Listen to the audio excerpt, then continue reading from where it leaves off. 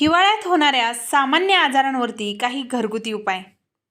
लहानांपासून ते वयोवृद्ध यांना सर्दी, ताप, व्हायरल इन्फेक्शन, खोकला, कफ, घसा, अंग दुखणे अशा त्रासाला सामोरे जावे लागत असते। तेव्हा या सर्व आजारांवर खालील उपाय नक्की करा व निरोगी राहा।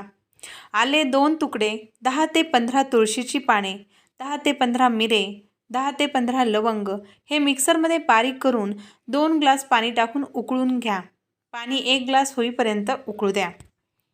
4 भाग करून दिवसात 4 वेळा घ्या। कोमट कोमट घ्या, त्यात तुम्ही आणखी पाणी ॲड करू शकता।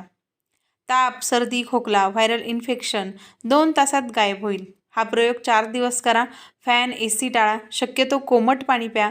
4 दिवसात 100% बरे व्हाल। सर्दीमुळे घसा दुखत आहे, दूध, हळद व साखर याचे गरमागरम मिश्रण पिण्याने घसादुखी कमी होते। लवंग चघळण्यानेही घसादुखी कमी होते। घसा खवखवणे, बरेच वेळा खवखवण्याचा त्रास आपल्याला होतो। अशा वेळी घसा खवखवत असल्यास खडीसाखर आणि चिमूटभर काथ जिभेवर ठेवून चघळवावा, त्याने खूपच आराम पडतो। खोकल्याची ढास येत असल्यास अख्खा सालासकट वेलदोडा गालात धरावा अथवा काथ व साखर मिश्रण चघळावे। कफ झाला असल्यास विड्याची पाने ठेचून रस काढावा व मधाबरोबर चाटावा। छाती, पाठ शेकण्यानेही कफ सुटून येतो। घशात जळजळ, घसा बसणे, वेलदोडा दाणे व साखर एकत्र चघळणे, बसलेल्या घशावर कोमट केलेल्या मिठाच्या पाण्याच्या गुळण्या करण्यानेही घसा दुखणे, बसणे याला उतार पडतो।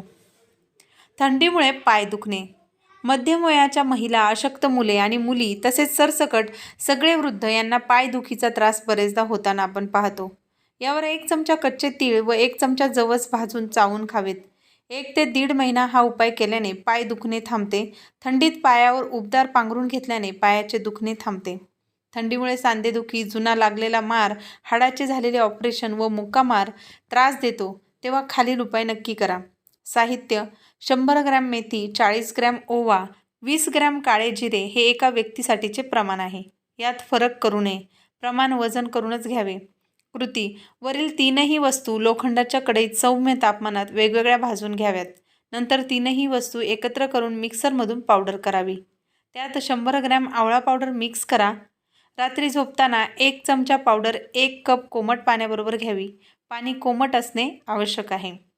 तर मग मंडळी, थंडीमध्ये होणाऱ्या काही सामान्य आजारांवर तुम्ही हे उपाय करून पाहिले तर नक्कीच तुम्हाला त्यावरती आराम मिळेल। धन्यवाद।